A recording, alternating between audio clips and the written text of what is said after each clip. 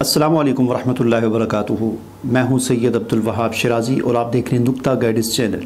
नाज़रीन, आज की जो मेरी वीडियो है ये हेल्थ के हवाले से है और जैसे कि आप जानते हैं कि हेल्थ के हवाले से भी मेरे चैनल पर बहुत सारी वीडियोज़ हैं। हकीम इकबाल साहब की हैं और अभी हकीम रशीदुर रहमान साहब उनकी वीडियोज़ कुछ अपलोड की हैं और कुछ अपलोड होना बाकी हैं।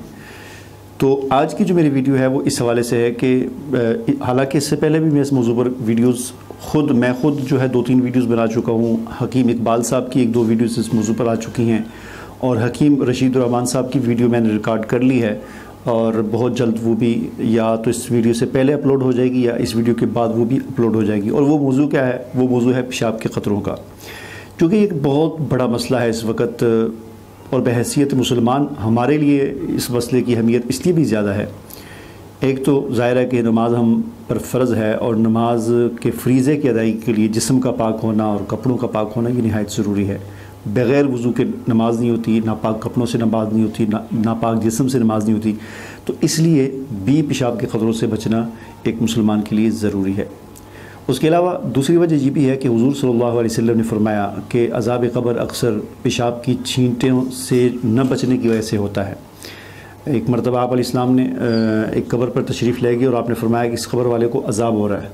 तो सहाबा किराम ने पूछा किस वजह से? तो आपने फरमाया कि ये अपने पेशाब की छींटों से नहीं बचा करता था। तो ये 2 वजूहात हैं कि जिसकी वजह से एक मुसलमान के लिए ये बात काफ़ी परेशानी का बाइस बनती है, ज़हनी कोफ्त का बाइस बनती है कि अगर वो पेशाब करता है और उसका वो कंट्रोल नहीं होता और पेशाब करने के बाद फिर गैर इख्तियारी तौर पर उसके कुछ क़तरे निकल जाते हैं तो उसको एक तो इस वजह से भी परेशानी होती है, दूसरा उसका वज़ू टूट जाता है, फिर उसको दोबारा वज़ू करना पड़ता है नमाज के लिए, वो कपड़े फिर उस जगह को धोना पड़ता है। ठीक है, तो बड़ा एक मसला बन जाता है। इस वजह से इस मौजू पर इससे पहले मेरी अपनी बनाई हुई 2 या 3 वीडियोज़ भी मौजूद हैं।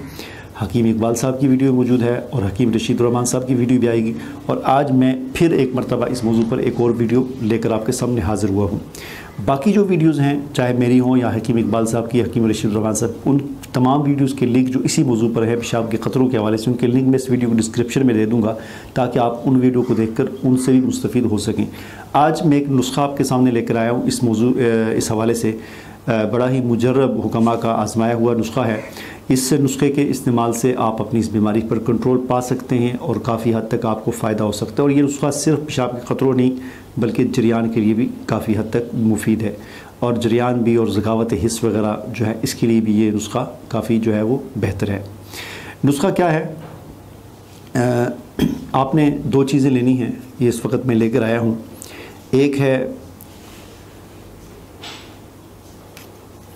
ये आप देख सकते हैं, यह है कुश्ता कशरे बेज़ा मुर्ग, यानी मुर्गी के अंडों के छिलकों का कुश्ता कशरे बेज़ा मुर्ग। किसी भी कंपनी का ले लें, करशी का ले लें, हमदर्द का ले लें, अजमल का ले लें, किसी भी कंपनी का जो आपको दस्तयाब हो वो ले लें। एक तो ये हो गया। और दूसरी चीज़ जो है यह है कुश्ता कलई शोरे वाला। आपको मैं करीब करके दिखा देता हूँ तो फोकस नहीं हो रहा, बार नाम मैं आपको स्क्रीन पे दिखा दूंगा। एक है कुश्ता कशरे बेज़ा मुर्ग और दूसरा है कुश्ता कलई शोरे वाला। तो किसी भी कंपनी, हमदर्द, करशी, अजमल, जो भी कंपनी आपको जिसका भी मिल जाए, पंसार स्टोर पे आप चले जाएं, पंसार स्टोर से आपको मिल जाएगा। अब आपने करना क्या है कि इन दोनों को ओपन करके इनको आपस में मिक्स कर देना है, यानी एक ही डब्बी में एक बर्तन में डालकर दोनों को मिक्स कर दें अच्छी तरह।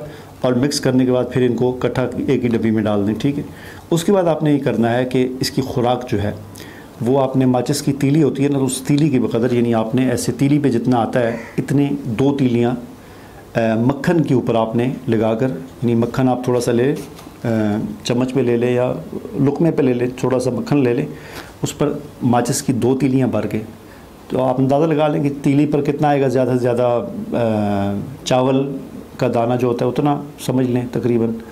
तो 2 तीलियाँ जो है ना ऐसे करके मक्खन पे डालें और एक खुराक सुबह और एक खुराक शाम खाएं।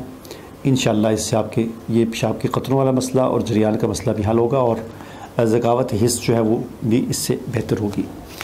तो ये तो एक कुश्ता मैंने आपको एक नुस्खा जो था इस हवाले से जो बड़ा हुक्मा का मुजर्रब है ये मैंने आपको बताया। और जैसा कि मैंने अर्ज़ किया कि बाकी वीडियोस को भी इसलिए देखें कि उनमें एक तो हकीम इकबाल साहब जो हैं उनकी वीडियो में उन्होंने एक अलग से एक अपना मुजर्रब एक नुस्खा बताया है, और इसी तरह हकीम रशीदुर्रहमान साहब हैं, उन्होंने अपना एक नुस्खा बताया है।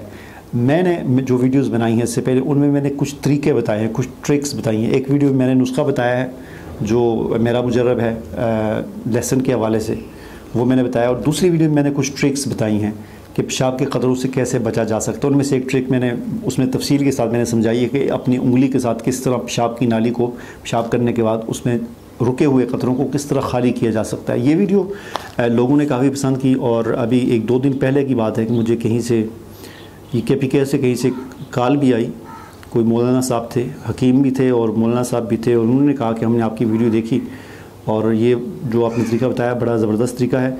और सबसे अहम बात उन्होंने ये बताई कि इस तरीके का ज़िक्र जो है वो हमें एक हदीस में मिला है, ग़ालिबन सुनन नसाई का वो हवाला दे रहे थे या किसका। बहरहाल मैंने उनसे कहा कि वो हदीस का रेफरेंस जो है वो मुझे भी इनायत फरमाएँ, ताकि मैं भी लोगों को बताऊँ कि जो तरीका मुझे किसी ने बताया था और उसको फिर मैंने प्रैक्टिकली आजमाया और काफ़ी मुफीद पाया, फिर मैंने वीडियो बना के लोगों को उसको बताया। तो अब अगर हमें ज़ाहिर है वो शायद इस तरह पीछे से चलता हुआ आ रहा था, तो उसका हदीस में रेफरेंस मिल गया है कि हदीस में भी इस चीज़ का जिक्र है।